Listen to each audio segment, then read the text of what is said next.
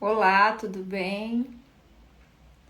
Olá, boa noite, sejam bem-vindos a mais uma live do IFC Brasil, IFC Academy. Hoje a gente vai conversar com o professor Leonardo Barcelos sobre bem-estar animal na aquicultura. É um tema bem interessante e eu acredito que vai dar o que falar. O professor Leonardo, ele é professor do curso de bem-estar animal no IFC Academy. Para quem se interessar, o link está na bio.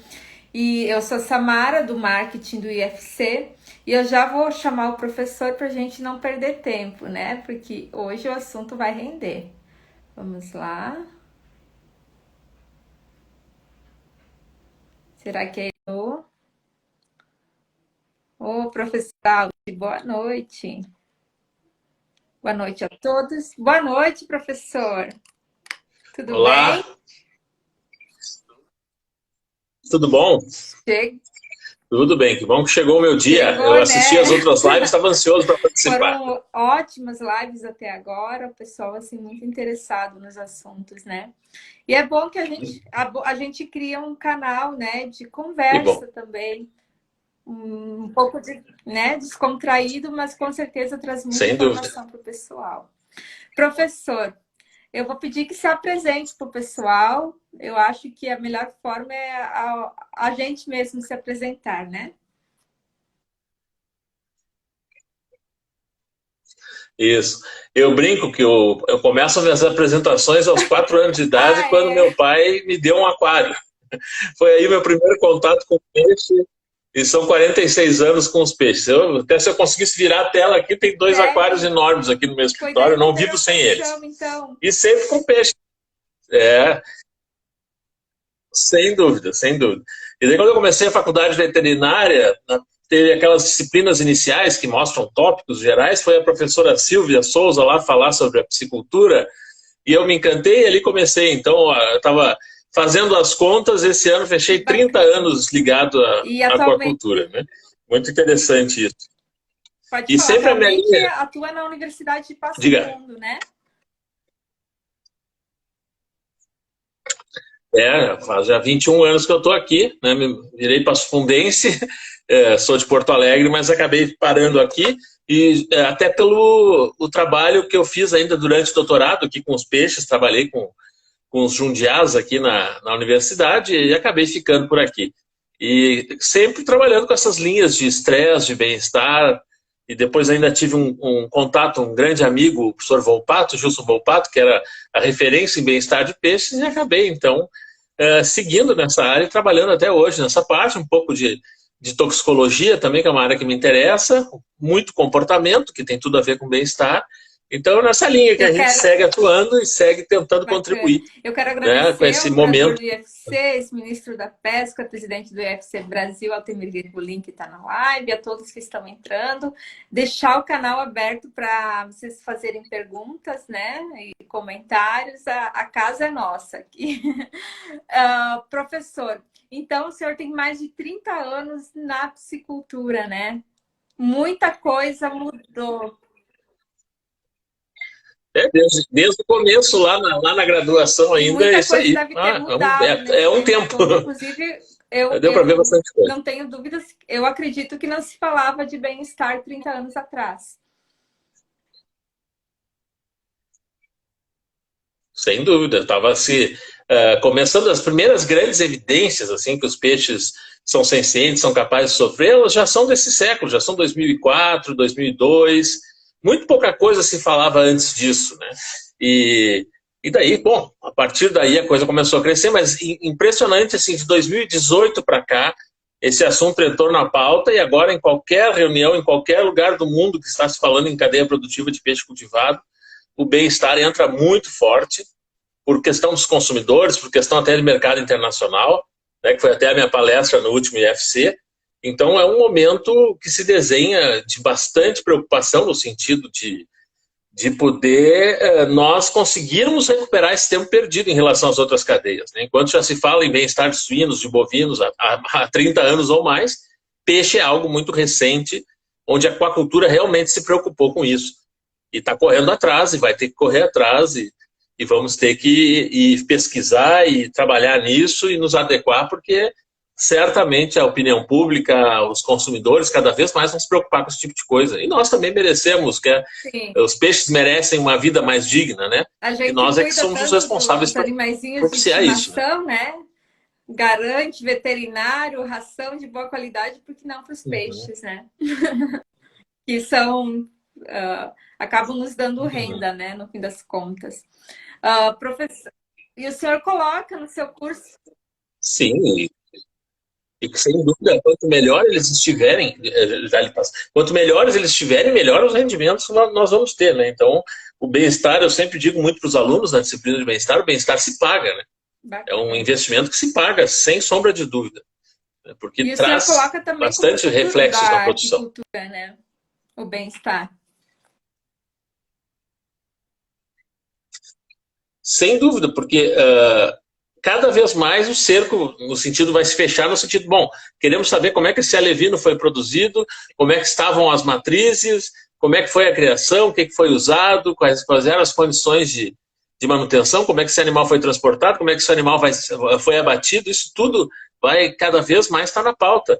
Não tenho dúvida, não vai demorar, nós estamos num momento, até o Gregolin fala muito bem, um momento pródigo, assim, uma perspectiva muito boa para a nossa tilápia, para exportação, mas se nós não cuidarmos com isso, logo, logo a gente vai perder mercado, depois de ganhar mercado, vai perder mercado por não conseguir atender questões de bem-estar. Isso está desenhado, sem sombra de dúvida vai acontecer, e tudo está mais acelerado, né? Desde esse momento que o mundo passou da pandemia, de todos esses cuidados que a gente tem que ter daqui para frente, tudo está mais acelerado, e a tendência é que muito brevemente a gente veja essas barreiras econômicas relacionadas ao bem-estar, essas preocupações, essas certificações dando valor agregado, tudo isso acontecendo e certamente a indústria vai puxar, sem dúvida nenhuma, e os produtores vão seguir e nós vamos caminhando, né, na medida do possível, para melhorar as condições de bem-estar da aquacultura brasileira. Ele é muito científico, né? Inclusive, o senhor fala que primeiro a ciência reconhece algo, depois a gente avalia a questão ética, né? A gente entende que de certa forma, assim, não é justo você tratar um animal com condições que provoquem sofrimento, enfim.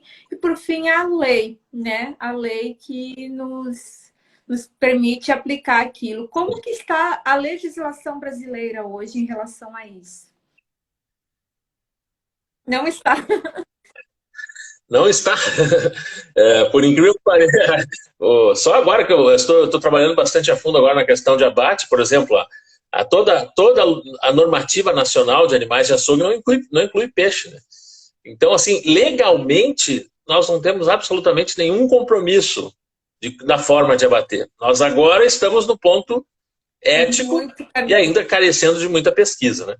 Então, para mostrar... né? Porque, assim, a legislação também ela não pode, de uma hora para outra, estabelecer algo que não seja factível, né?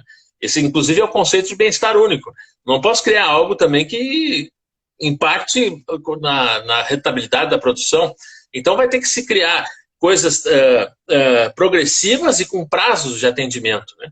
E certamente a questão de selos de certificação, por exemplo, um abatedor, um frigorífico que atenda algumas condições, tem um selo e a partir daí conseguir melhores valores, né, valores agregados, tanto no mercado nacional quanto na exportação, isso é algo que vai acontecer e vai puxar, né, esse processo todo aí que precisa ser feito, por mais que a gente saiba que ele traz custos, traz dificuldades, mas, bom, as outras cadeias passaram por isso também, né?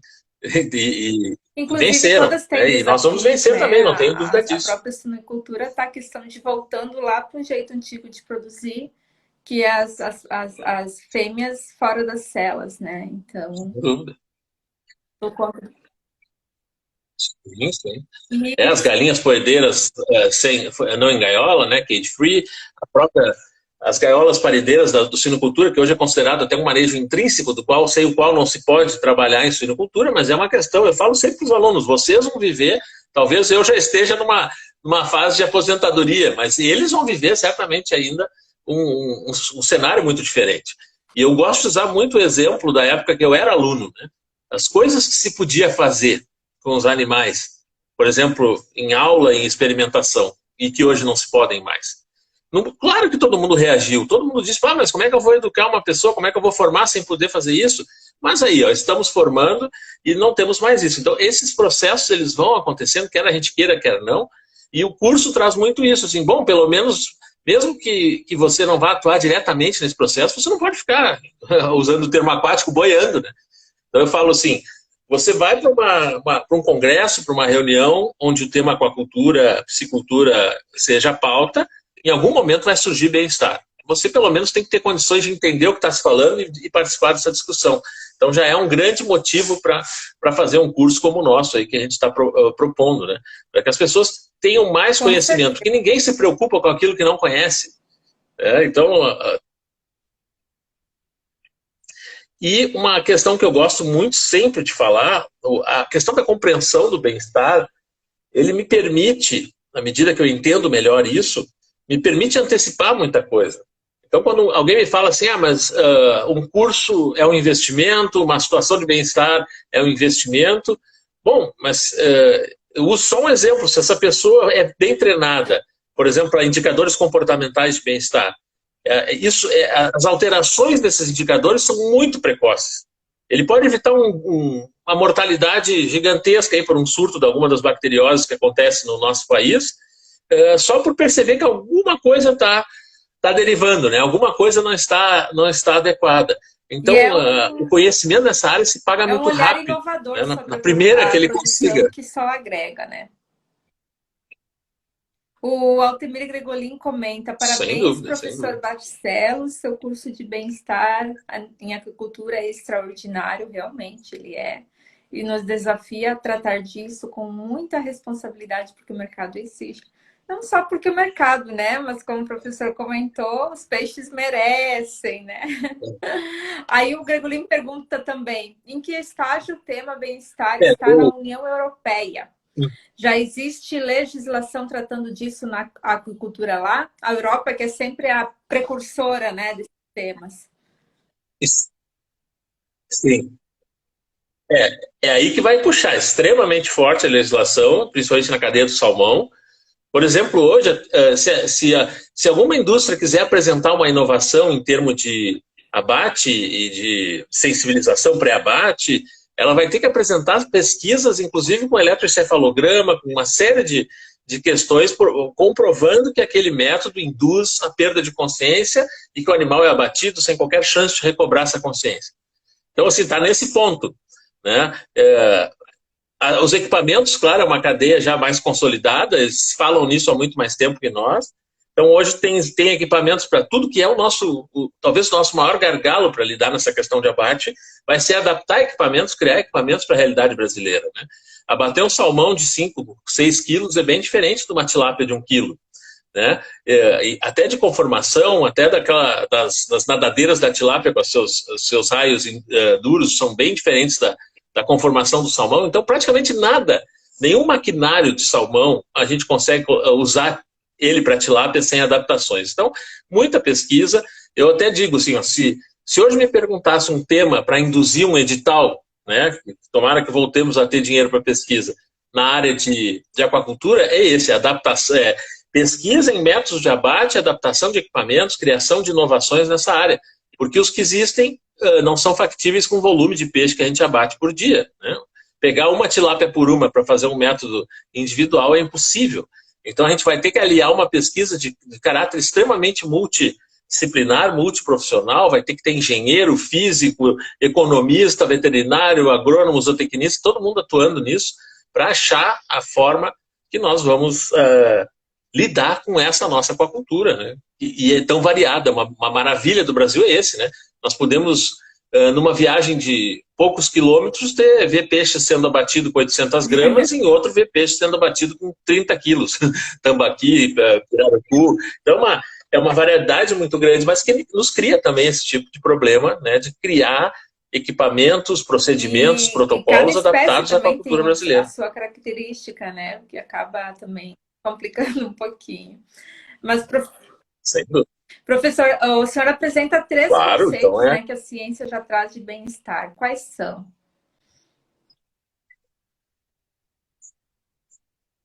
Assim, ó, na realidade é tudo uma sequência, né? Lá no começo, quando se começou a pensar em bem-estar, a gente diz assim, ó, o animal não sofrendo tá bom, né? Então era aquele Uhum. muito mais de atender as questões físicas, né? À medida que a pesquisa evoluiu, se foi dando mais ênfase também à questão comportamental, né? A natureza do animal, o quanto ele consegue fazer em cativeiro, em produção, as coisas que ele faz no ambiente da onde ele deriva, e, por fim, né, os conceitos mais recentes, o aspecto literalmente psicológico, né, das preferências dos animais, o que eles gostam, o que eles valorizam. Então, tem muita pesquisa interessante, isso mostrando que até, por exemplo, até a cor da malha dos tanques-redes pode ter influência no comportamento, no bem-estar dos peixes. Tem muita coisa, a presença de substrato ou não, tem uma série de coisas. Então, o bem-estar hoje, tanto que o lema, os dois grandes lemas do bem-estar, o primeiro é que bem-estar é muito mais do que não sofrer, e o outro, que é o tema da OIE, né, que é uma vida que vale a pena ser Bacana. vivida para esses animais. Então, quem diria, né? Nós temos hoje pesquisas aqui no meu grupo mesmo, com os meus alunos, pesquisas que demonstram e comprovam cognição nos peixes. Eles têm capacidade de aprender, capacidade de lembrar, né? Então, isso vai nos dando dia a dia um pouco mais de responsabilidade em relação a isso, né? O que a gente propicia para eles. E uma coisa importante de se dizer, e eu falo bastante isso no curso também, é que muita coisa a gente já faz, só que nunca refere aquela questão como bem-estar. Então, quando a gente tem um cuidado quase doentio, patológico, com qualidade de água, para esses animais poderem crescer bem, é ambiência, é bem-estar, é a liberdade ambiental, fornecer conforto, entre aspas, para esse animal. Então, tem muita coisa que se faz, nutrição de ponta, temos um curso também de nutrição, né? Pô, isso tudo é bem-estar também. E precisa ser abordado por esse enfoque também. Então, eu digo assim, a pessoa pode literalmente vender melhor o seu peixe sabendo, né, qual é a relação daqueles manejos cotidianos da sua produção com o bem-estar. E poder fazer literalmente marketing em cima disso. Dizer, Bacana, não, né? os Às meus vezes o peixes são pessoal tá criados em ali com um condições de peixe bem-estar. super, né? Saudável, assim, e não É. tá vendendo como um Tecnologia de ponta, peixe é, qualquer, água né? excelente, ração E excelente. o senhor falou de comportamentos, né? Sim. Peixe sente dor? Peixe sente dor, isso aí esse é um dos motivos também das considerações de bem-estar nesses animais serem mais tardias, né? A compreensão de todo esse sistema é muito recente e, inclusive, ainda controversa, né? Não é 100% aceita que não seja mera uma reação, como a gente chama, nociceptiva, que é uma reação que o animal se protege para não ter lesão, mas não realiza mentalmente a dor que nem a gente. Mas as evidências principais já mostram sim que eles sentem dor, que eles sentem conforto, sabem diferenciar o ruim do bom, o conforto do desconforto. Isso é o conceito de ciência. Né? Então, esses animais sabem sim, né? Têm comportamentos complexos. A tilápia, então, que é o nosso carro-chefe da piscicultura, e vai ser cada vez mais, é um animal de um repertório comportamental fantástico, né? Que não teria como ser um animal, entre aspas, por favor, burro, coitado do Buda. É um animal que não tem a inteligência, vamos falar melhor. Porque é bastante complexo o comportamento dela. Então a gente precisa entender isso, né? A gente precisa entender, inclusive entender por que ela se dá tão bem. Né? Eu sempre falo assim, pô, com toda essa gama de comportamentos que ela tem, agressividade, hierarquia, como é que é um animal que se dá tão bem em altas densidades, né? E até isso a gente também discute bastante, né? Essa adaptação desse peixe. É um peixe fantástico, sem sombra de dúvida, né? E vai cada vez mais se consolidar na produção pela tudo que ela pode nos propiciar. Agora, a gente não pode esquecer dessa maravilhosa variedade de peixes que o Brasil tem, né? E que daqui a pouco vai ser um baita nicho. Como disse, assim, ó, estava, né, começo de exportação de tambaqui, exportação de pirarucu, cada vez mais o pessoal vai querer esses peixes. São diferentes, são extremamente gostosos, deliciosos no preparo. Então, são coisas que a gente também não pode esquecer, não pode dizer que vai se resumir a tilápia. Né? Tem muita coisa, muita variedade para O que a senhor tem aquacultura pesquisas com abrace outras e ganhe espécies com também isso. nessa relação de comportamento? Né, a gente mais, assim, a gente tem muito o foco do animal modelo, né? Que é um peixinho pequeno, modelo, não é peixe de aquacultura, que é o zebrafish ou paulistinha, né? E temos alguma coisa com tilápia, alguma coisa com jundiá, né? Que é um bagrinho bem interessante também, que talvez tenha mais, para o futuro, aí, um pouco mais de possibilidade de até entrar numa linha mais industrial também, mas é mais ou menos por aí. Mas com essas espécies a gente consegue ter uma baita ideia, né, de como esses animais, como esse grupo, peixes como um todo, se comporta e principalmente assim, o que a gente tem que fazer, o que a gente faz no dia a dia da produção que impacta na capacidade deles em fazer os seus comportamentos. Então, quando eu tenho uma densidade enorme de tilápias, é óbvio que eu vou ter disputa pelo fundo, não é à toa que quando a gente drena um tanque escavado daqueles, tem aquele monte de buraquinhos, né, que são os ninhos dos machos, né? Por mais que se faça uma reversão boa, sempre vai ter essas disputas por território. A gente tem que entender isso tudo, tentar minimizar o impacto. Eles têm a questão hierárquica isso aí. também. Comportamento animais, é uma coisa. Nos peixes, assim? Aquele dominante, aquele indivíduo que domina. Sim, a tilápia o cardume. Sim.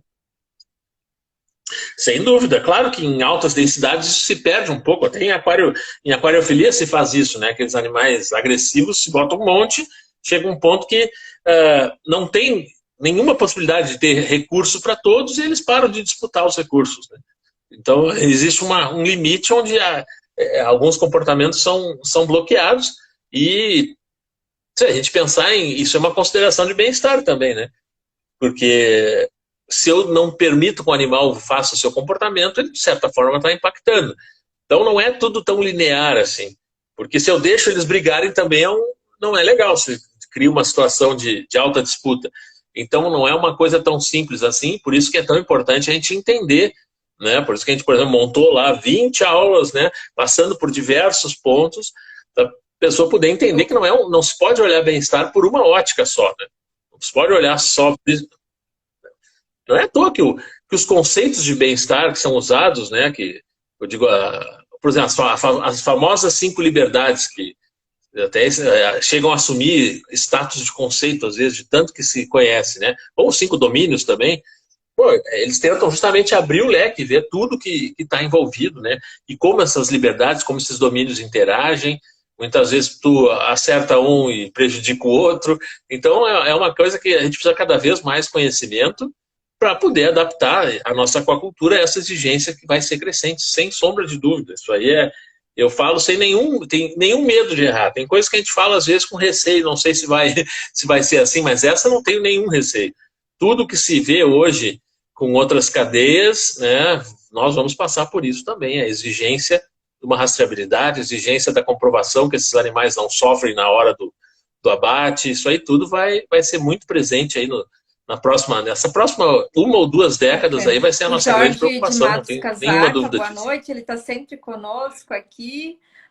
Ele pergunta, e aí, professor, como adequar as feiras de peixe vivo, tão tradicionais no Sul, ao bem-estar? É um baita de uma pergunta, né, Casaque? Tanto que tem vários municípios aqui no Rio Grande do Sul, vários que proibiram totalmente, né? Pelo fato de serem quase, muitas vezes, feira do peixe agonizante, não é vivo. Para fazer isso, nós teríamos que ter condições melhores, tanto de manutenção desses animais aí, enquanto estão, né, como manter água, como manter coisa, e ao consumidor escolher o peixe, ter lá, aí sim, não seria tão difícil eu ter, por exemplo, uma pistola de percussão não perfurante ou perfurante, pá, né? Faz lá o método adequado de abate, né, que inclusive é aceito pela OIE, aceito pela Sociedade lá Mundial de Abate, né, HSA. Então, teria como, quando não são tantos peixes assim. O maior problema, claro, é o grande estresse que a gente impõe a esses animais. Então, daqui a pouco, as próprias institutos locais assim, podem até pensar em uma forma de manter tanques, alguma coisa que consiga se manter melhor esses animais, a qualidade de água. E eu digo assim, prover uma feira de peixe vivo, de um abate humanitário, hoje é mais fácil que dentro de um frigorífico grande, pelo volume de peixes, né? Então hoje já tenho tecnologia muito fácil de usar para bater poucos peixes, especialmente grandes, como são as carpas. Mas não tenho grandes tecnologias para usar para bater 50, 60 mil tilápias num dia, como um grande frigorífico faz. Não é a porca que torce o rabo, é o peixe que torce a nadadeira, né? Fica bem mais difícil. Então são desafios que tem pela frente, e aonde isso ainda for permitido, que em muitos lugares já vi, conheço até alguns promotores dessa área ambiental que já me procuraram para falar disso, né? Conseguiram proibir pela ótica do bem-estar, mas aonde isso ocorrer ainda não é um problema tão difícil de resolver, né? Em termos especialmente de A Eliana Punch, abate que é humanitário diretora do desses IFC animais. Brasil, do IFC Academy, está na live, e ela comenta que é fundamental hoje para atender o mercado, né? E ela pergunta se já existe alguma certificação nessa área.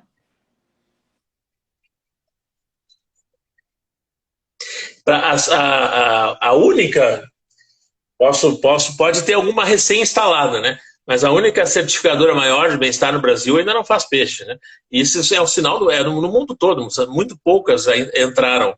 Tem várias e várias empresas de certificação, muito poucas certificando em peixe. Mas isso é uma coisa que é para logo, né? Se a gente viu ali, agora em 2020, 2021, já foram publicados os primeiros protocolos de avaliação de bem-estar de tilápia.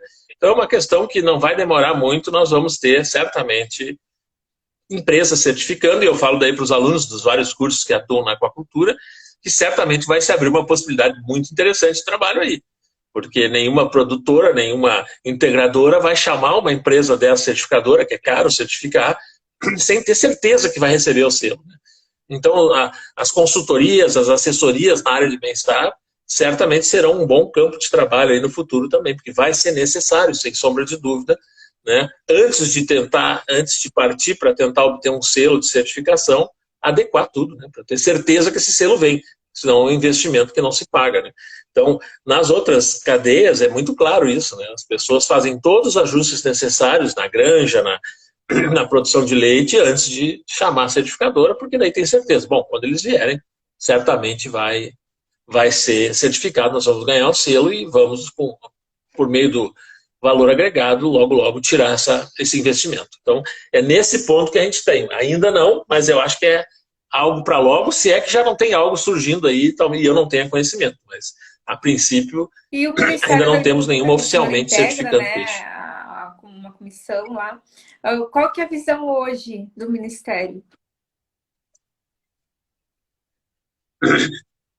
O que motivou, muito interessante essa pergunta, o que motivou, inclusive, o termo de referência lá que criou essa vaga de consultor que eu assumi, é justamente essa questão que o mundo inteiro está vendo, e principalmente a OIE, né, e a saúde também, a Organização Mundial de Saúde, que o grande problema da resistência bacteriana aos antimicrobianos, né? Então, qual é a linha de raciocínio? Se nós tivermos produções animais, né, e aí o peixe, em melhores condições de bem-estar, certamente vão ser animais mais saudáveis, mais imunocompetentes, né, e vão adoecer menos e vão necessitar de menos uso de antibiótico. Então, o foco inicial foi esse, né, a redução do uso de antibióticos pela melhoria de bem-estar. E daí vem, né, o primeiro e o segundo produtos, que é o Boas Práticas de Cultivo e de Transporte, já sairão publicados, acho que essa semana ou na outra. E agora estamos preparando o de abate, que é talvez hoje o nosso maior desafio, né?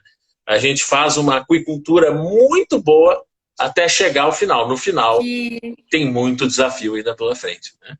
Os nossos principais métodos não são aceitos em termos mundiais. Se a gente quer ganhar o mundo, a gente vai precisar achar métodos melhores do que a gente usa hoje. Que ele vai lá do início, desde do alevino até o abate, né? Passa pelo transporte, pelo manejo.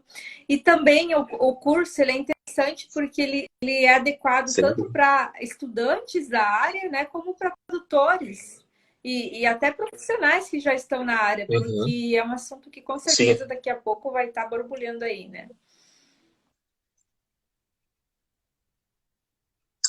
E assim, a gente precisa entender que às vezes, num primeiro momento, a gente assusta com algum assunto assim.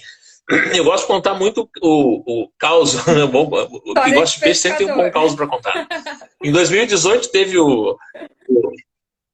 não, mas essa é verdade.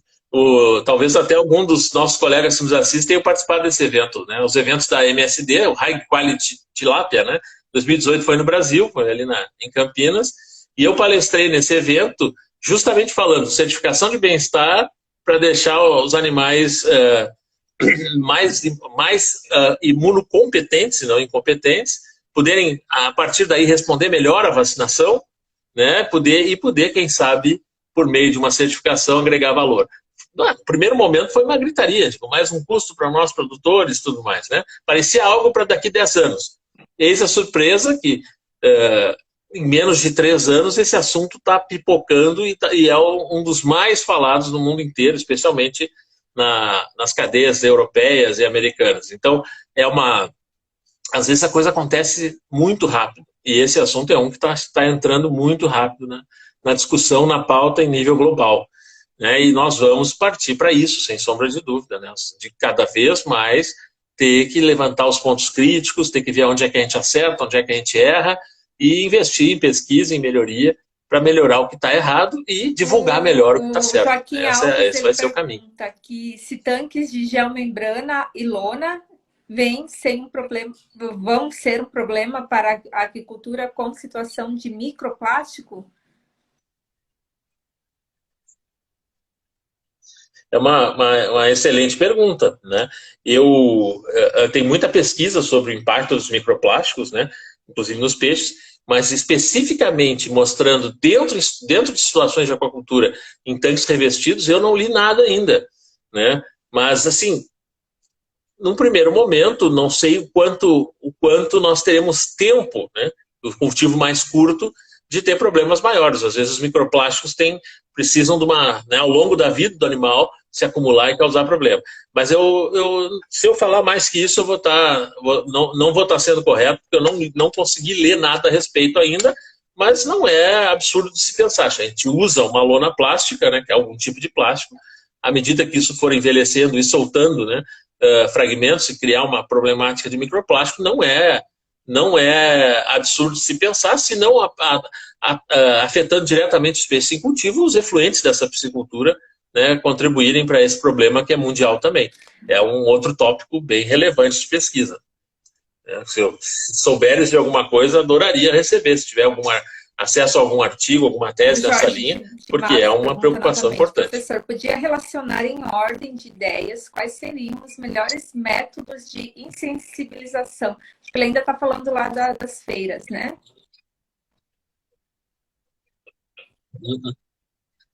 A gente tem que pensar o seguinte: se a gente pensar na OIE, né, que gera tudo, a Organização Mundial de Saúde Animal, são poucos os métodos permitidos, né? Nós temos os métodos percussivo, né, um velho e bom porrete, mas que hoje, claro, não é feito com porrete, é feito com pistola pneumática, né, mas aqui uma pessoa bem treinada, né, o velho e bom porrete pode ser mais humanitário que muitos outros métodos aí, porque faz uma concussão muito rápida, perda de consciência imediata, né? Então seria o atordoamento percussivo não penetrante, que seria esse, na batida, né? O que é feito hoje é com pistola pneumática. Tem o atordoamento percussivo perfurante, que é o método até japonês, é muito, muito usado para atum, para vários animais, que é, além de não bate, entra uma haste, né, e perfura o cérebro, e daí, claro, causa uma perda de consciência irreversível, então já é um método de sensibilização e abate. E o método, talvez, que ganhe mais pesquisa, mais relevância hoje, pela possibilidade de ser em maiores volumes, é da eletronarcose, né? É do uso da eletricidade. Mas daí vem aquilo que nós conversamos no começo. Cada espécie tem as suas características e tem muita pesquisa para se desenvolver, né? Porque às vezes eu acerto todos os parâmetros elétricos lá para causar uma rápida sensibilização imediata, mas posso ter impacto na carne do animal, também não serve, né? E eu preciso de tanto quanto que a narcose seja tão cumprida quanto necessário para que esse animal seja daí sim abatido e inicie a sangria antes de recobrar a consciência. Então, talvez o método inicial que mais vai pegar aqui no país seja alguma forma de fazer eletronarcose, senão na tilapicultura até daria para pensar em desenvolver algum equipamento em grupo, porque elas são muito parelhas, né? Quem vê um lote vindo várias vezes tive a oportunidade de visitar o Oeste Paranaense e outras propriedades também dos tanques redes mais para cima do Brasil. Pô, são lotes extremamente uniformes, então teria como. Mas se não, na salmonicultura existem equipamentos fantásticos. Os animais nem são tirados da água, eles entram por um cano nadando e já recebem o choque. No Paraná tem umas iniciativas bem interessantes, mas que ainda apresentam problemas como dificuldade de monitoramento, o fato de pendurar o animal antes, numa nória, antes da insensibilização. Isso pode ser, não é dolorido, imagina um gancho de ferro na brânquia, né? O fato de que, pelo ser na branca, quando ele mergulha no tanque, ele recebe o choque primeiro no rabo, não na cabeça, tem que começar pela cabeça a passagem de energia. Então, em condições maiores, em maiores volumes, eu acho que a eletronarcose vai ser o que a pesquisa vai levar. Mas, para menores volumes, onde eu posso abater um por um, sem dúvida nenhuma, o desenvolvimento de uma boa pistola pneumática nacional ou de uma perfurante vai ser o que vai acontecer. Nessas feiras, Casaca, não tem dúvida, vai ter um standzinho lá específico, né, oficial, quem sabe até, e com o verdugo lá que faz o abate de forma correta. É a única forma, né, que a gente tem, pensando assim, numa evolução do que é feito hoje. Então é nessa linha. Os nossos métodos utilizados hoje não são permitidos, né? O uso do gelo, o uso da sangria sem anterior sensibilização, né, a própria asfixia, né, tirar o animal da água, o uso de CO2, tudo isso não é permitido pelos órgãos internacionais. Então tu pode pensar assim, tá, mas eu não sou gerido pelos órgãos internacionais. Até por aí, né? Nós queremos exportar, nós queremos botar a nossa tilápia no mundo. Logo, logo eles vão dizer, como é que vocês abatem essa tilápia? A gente tira da água e bota no gelo. Não entra mais aqui. Pode ter certeza, isso aí não demora uma década para acontecer. Não demora uma década para acontecer.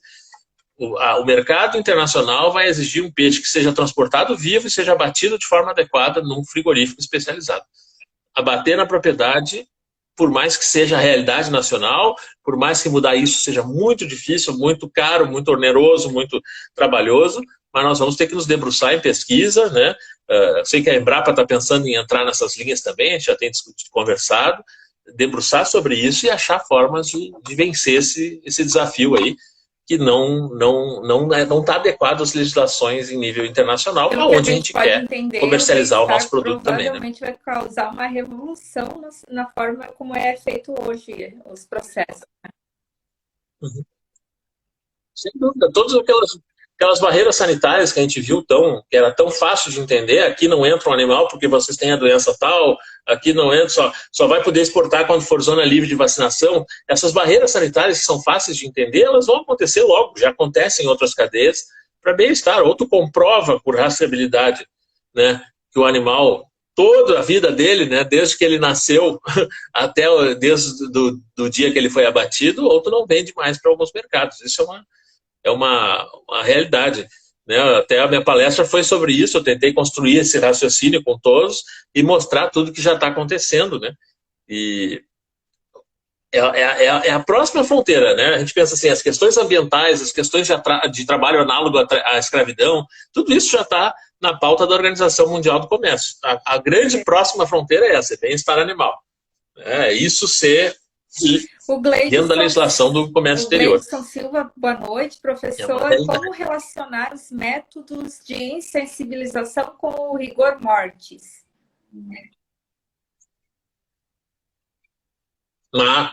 Pois é, porque assim, o abate, quanto mais bem feito, né, não só o abate, o pré-abate também, né, o estresse anterior ao abate, transporte, chegada no frigorífico, tanque de recepção, né, tudo isso interfere diretamente na qualidade da carne, na velocidade de estabelecimento do rigor mortis, depois na vida de prateleira, na questão de se o método de insensibilização pode ele mesmo causar lesões, causar hemorragias. Então tem tudo a ver, né? Tem tudo a ver, e por isso que se pensa, hoje quando a gente fala em abate, a gente não pode pensar assim, é o animal que já chegou no frigorífico, a gente tem que pensar desde lá do pré-abate, desde lá de um jejum antes da despesca, uma despesca feita adequadamente, que esses animais fiquem o mínimo tempo fora d'água, né? Que eu consiga encostar os caminhões muito perto do tanque, fazer com esteiras, com formas de o menor tempo possível. É tão drástico isso que a HSA, que é a Human Slaughter Association, ela fala não mais que 15 segundos. É algo inviável quase, tirar do tanque e botar dentro de um caminhão em menos de 15 segundos. Mas é o parâmetro, para vocês verem o quanto isso está sendo exigido. Né? Então, sim, sim. Inclusive, para as questões de abate, os primeiros 15 segundos a gente até consegue manusear melhor. Ele começa a se debater mais, né? A maioria das espécies, algumas são mais resistentes a ficar fora d'água, mas a maioria das espécies começa a se debater nesse período, e daí quanto mais ele se debater, mais difícil fica. Né? Então, tem várias tecnologias interessantes em outras espécies ao longo do mundo, e eu não tenho dúvida que nossa única saída é pesquisa, pesquisa e pesquisa, e cada vez mais interdisciplinar. Né? O meu sonho era ver um edital que exigisse pelo menos 4, 5 profissões, 4, 5 instituições diferentes participando, trouxesse para dentro órgãos públicos, indústria, academia, tudo junto, que é o jeito que a gente vai conseguir, né, evoluir nisso, porque todas essas perguntas mostram o quê? Mostram a dificuldade que é. Não é fácil a gente achar para a aquacultura brasileira um método de abate. É muito mais fácil num lugar onde é praticamente uma espécie só, todos do mesmo tamanho, numa situação econômica e financeira muito maior, onde a população paga mais, né, por peixes criados em condições de bem-estar, tudo fica mais fácil. Então, se mesmo lá, nas condições europeias, a gente tem o chamado paradoxo do bem-estar, né? Paradoxo do bem-estar é se tu perguntar para 100 pessoas se bem-estar animal é importante, 80, 90 vão dizer que sim. Mas se tu perguntar para essas mesmas 100 pessoas se tu pagaria mais por isso, vai ser 20, 30 só que vão responder sim. Esse é o famoso paradoxo do bem-estar. Vocês imaginem na situação nacional, mesmo, né? Na situação que nós vivemos, na situação do nosso país. Questões econômicas, sem nenhuma... É uma questão, realmente, assim, nós temos o mercado interno, é um baita de um potencial, mas para isso tem que haver, né, poder investir nisso. Então, eu falo, não é todo mundo que tem condições de ir num mercado e escolher lá um ovo de galinha livre de gaiola. Né? Tem várias marcas já, mas são mais caros, não estão em qualquer mercado. Então, por exemplo, aqui na minha cidade tem um hipermercado ótimo, né, uma rede forte aqui no Rio Grande do Sul, mas que sabidamente é mais caro, na média, do que outros mercados menores locais. Onde é que a maioria da população vai? Né? Onde não tem esse produto, até porque ele é mais caro. Então, tudo isso interfere, né? Tudo isso interfere nesse ponto. Então, é muito complexo. Então, eu digo assim, para falar de bem-estar animal, nós temos que ter economista, sociólogo, né, cientista político, muita gente envolvida, porque até essa discussão se o bem-estar é um bem público ou não. Quem vai pagar essa conta? Se os produtores tiverem que investir em bem-estar, quem vai pagar? Daí vem, rapidamente, alguém fala, abre uma linha de financiamento. Mas como? Se muitos produtores não são legalizados, né? Nós temos problemas sérios de... Então, você tem muita coisa para resolver e a gente precisa se debruçar nisso, né? Nós temos excelentes rações, a nutrição avançou muito, a genética avançou muito, conhecer qualidade de água, conhecer construções, seja de tanques, seja de tanques redes, avançou muito, mas essa outra parte não avançou tanto, né? O bem-estar, tem até um artigo muito bom que fala isso, né? Que a aquacultura se desenvolveu em termos mundiais, imagina que numa velocidade muito maior do que as preocupações com o bem-estar conseguiram acompanhar. Né? E hoje nós estamos nessa encruzilhada. A gente precisa melhorar isso, mas a nossa produção já tomou um volume que não é fácil. Né? Não é fácil estabelecer isso. É desafiante, porque não adianta criar algo que não seja factível. Eu vi que o Jorge perguntou de novo, é outra preocupação muito grande, a pesca extrativa. E é uma preocupação porque assim, nós estamos falando de um animal criado com todo cuidado, com a melhor ração, na melhor água, e vai ter uma exigência forte em forma de abater. Em contrapartida, nós temos um animal sendo pescado em pesca extrativa, muitas vezes predatório, né, impactando uma série de outras espécies que não são a espécie alvo de pesca, sendo simplesmente morrendo por asfixia e hipotermia sem nenhum problema. Né? A legislação está voltada toda para quê? Para a qualidade do produto ser saudável para o nosso consumo. Não há preocupação com o peixe, sem sombra de dúvida. Tem total razão e é um dos assuntos que precisa ser discutido. Né? E tem bastante gente discutindo, né? Não tenham dúvida disso. O próprio Ministério, a própria área que trabalha essa parte do pescado oriundo da pesca se preocupa com isso também, de como melhorar isso Claro, o enfoque ainda é muito mais qualidade do produto. Mas tudo bem, se paralelamente isso gerar melhores condições, né? Ótimo, mas é uma pergunta sempre Bacana. muito boa e Lembrando muito que, né, o pertinente. IFC Academy visa também contribuir com essas discussões, né? Com cursos livres, como é do professor, você não precisa ter formação nenhuma para fazer o curso, e ali por 10 vezes de 30 e poucos reais, né? Então é muito acessível. Então, professor, eu queria fazer uma pergunta, mudar um pouquinho. A gente falou muito de abate. Quais são os principais indicadores hoje na produção de bem-estar que a gente pode avaliar? Sem dúvida, muito boa, muito boa. A gente sempre divide principalmente nos indicadores comportamentais, né? Porque os fisiológicos são importantes também, mas já demandam uma abordagem diferente, né? Pegar animais, tudo. Mas os comportamentais são vários, né? A gente sempre fala, os Uhum. peixes têm comportamentos reativos, né?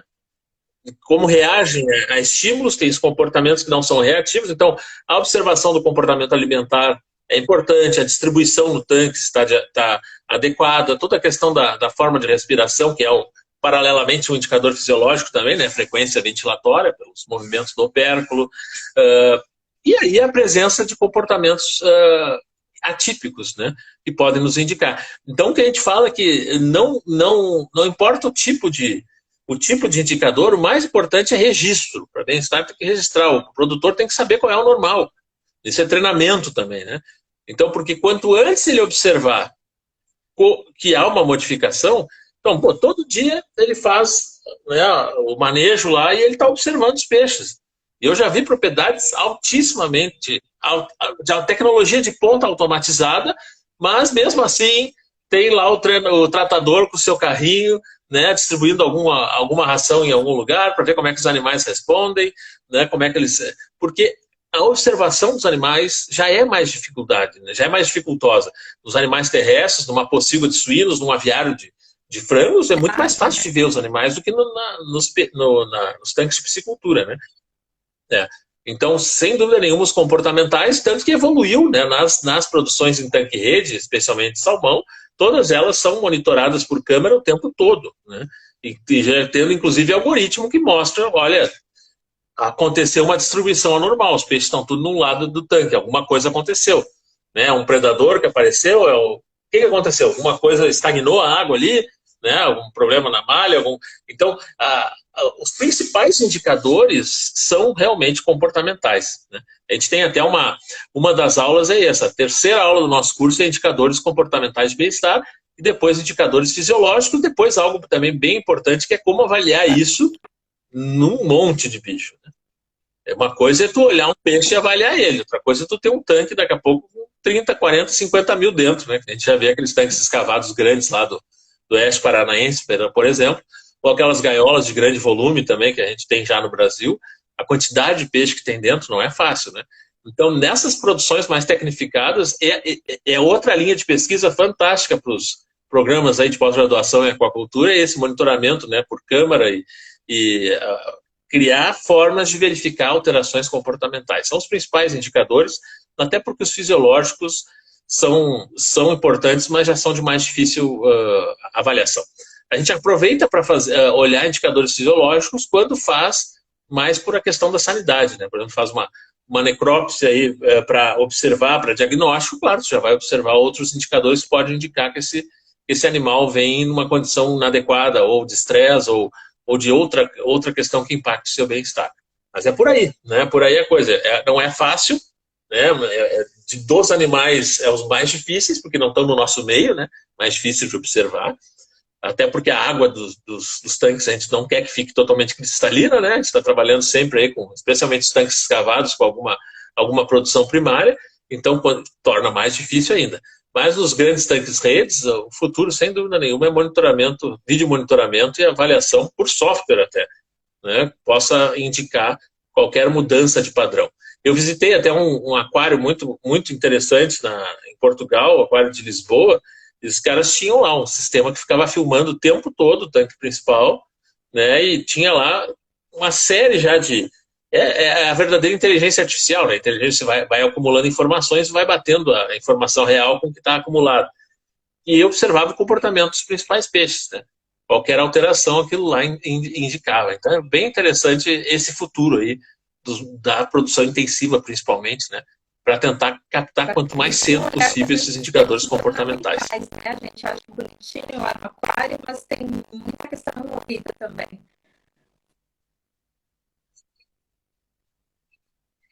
Se a gente olhar o quanto de peixe ornamental não chega no destino, né? A mortalidade nas lojas, no transporte, isso hoje até está melhor, tem muita criação, né? Muito mais criação de peixe ornamental, a cultura ornamental é uma boa nesse sentido, né? Diminui a extração, mas ao mesmo tempo a gente vê lojas fantásticas. Eu tenho um orgulho de uma ex-aluna minha, talvez até esteja aí, não sei se entrou hoje na live, e que é nossa colega, pós-doutora, professora também, mas tem uma loja de aquacultura, né, de aquacultura ornamental, uma loja de aquários. O cuidado com o bem-estar daqueles animais é algo fora. Nunca vi, né? Olha que eu já visitei loja no Brasil e fora dele, em vários lugares. Os aquários daquela loja são algo... A preocupação com os biótopos, né? Tentar estabelecer os ambientes, com a filtragem, com a forma de quando os animais vão para a venda, e a forma de captura, a forma de embalagem, a forma... Então, assim, tem aquário há 46 anos, como eu, né, tu chegava numa loja, tinha 2, 3 equipamentos, né, nacional nenhum, 2, 3, né, ou muito poucos, e importado, né, não nos podia importar. Hoje tu entra numa loja de aquariofilia grande, são milhares de equipamentos, né, dos mais variados. Então, eu mesmo, né, digo, já consegui botar uns filtros melhores, umas iluminações melhores nos meus aquários, e é mais fácil, por quê? Porque se paga, né, óbvio, tu consegue muito mais, tu ter muito mais fácil tu pagar por rações muito mais caras, equipamentos muito mais caros, porque não é o mesmo foco econômico, aí é tu ter os seus animais em bom estado. Estou olhando para eles aqui enquanto falo.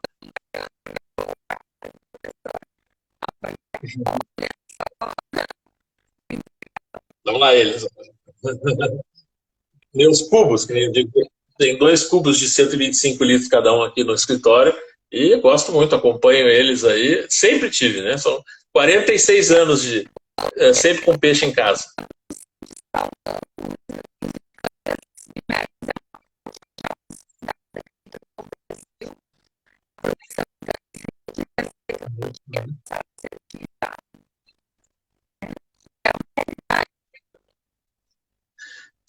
E essa e outras, né? Outras tecnologias também de iluminação subaquática, de uma série de coisas que podem mexer até no comportamento alimentar dos peixes, fazer que eles se alimentem mais. Tem muita coisa interessante. E à medida que a aquacultura brasileira vai se consolidando, vai tendo melhores resultados, essas tecnologias vão entrar. Mas nós não podemos deixar, Gregolin, que toda essa tecnologia esbarre no ponto final, que é abate. A gente não pode investir milhões em tecnologia de cultivo e querer matar no gelo dentro da propriedade. Se tem produtor aí, vai gritar, vai ficar bravo comigo, né? Porque realmente transportar 50 toneladas vivas é muito mais caro do que transportar 50 toneladas abatido no gelo. Mas é a realidade, vai acontecer, e quanto antes a gente atentar para isso, se preparar para isso, melhor, porque vai acontecer, não tenho dúvida disso. É uma realidade que nós não vamos poder ter a aquacultura no nível que está, de tecnológico, e deixar estourar no fim, né? Justo no ponto mais importante, que é aquele que a gente vai levar o animal, abater o animal para propiciar uma carne de excelente qualidade, para propiciar um produto rastreável, possa ser exportado, aí nós não podemos aí falhar, né? Todo o investimento que se fez antes se perder aí, né? Nós estamos falando num ciclo de cultivo de 8 a 12 meses, pegando tilápia. Nós vamos botar boa parte do investimento inicial fora na última semana. Quando é o preparo do animal para despesca, né, teste de off-flavor, despesca, transporte e abate. Deveria ser esse a sequência. Não, mas se a gente tirar da água, botar no gelo, morrer na propriedade, encher, botar 50 toneladas dentro de um caminhão-baú, tudo bem, é mais factível economicamente, mas não vai, isso vai parar, não vai ter, não tenham dúvida. Gostem ou não gostem, gritem ou não gritem, né? Eu tive várias reuniões com produtores que me diziam na hora, vai quebrar a piscicultura brasileira. Não vai quebrar a piscicultura brasileira.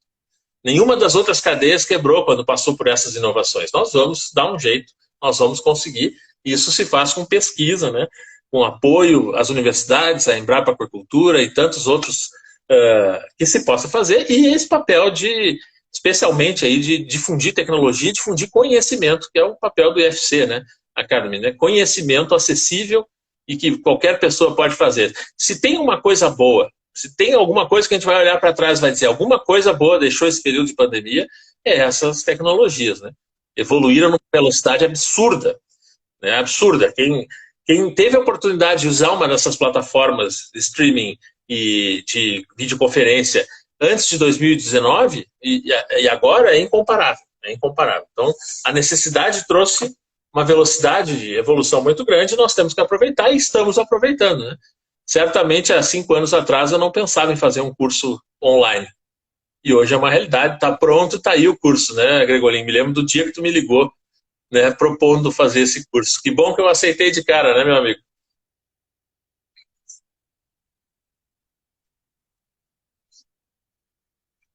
Que bom.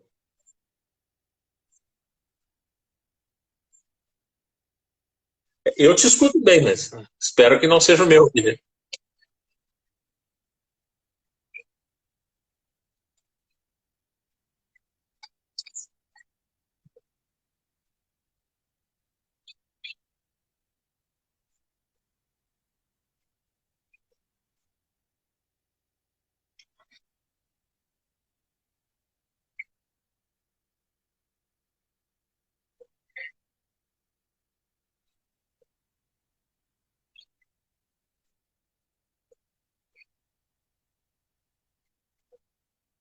Isso não é o meu.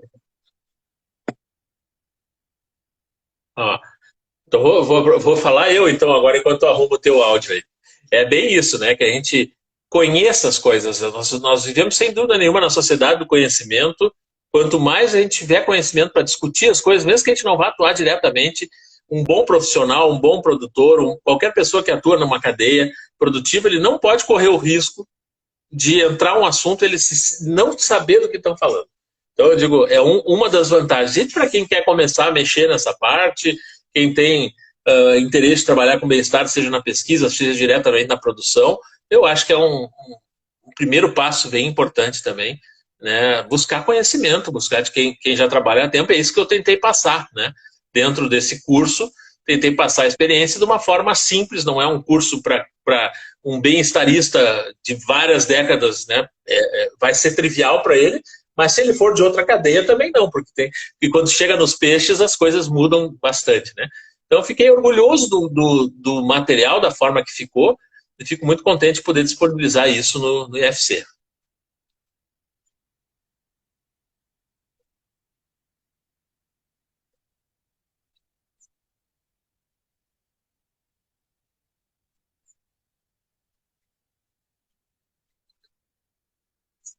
Então, bom, foi um prazer estar aqui, adorei a participação, as perguntas, né? Não vi o tempo passar, agora quando foi se despedindo eu olhei ali, já são quase 8 horas, impressionante como uma boa conversa, e a gente tem que estar disponível para ter essas boas conversas, e a gente só vai ter boas conversas se a gente conhecer as coisas. Então, eu espero contribuir nesse ponto com os cursos, em qualquer outro espaço, como estou conseguindo fazer hoje junto com o pessoal do Ministério também, e que a gente possa, então, evoluir e se preparar para esse momento tão importante aí da aquacultura nacional.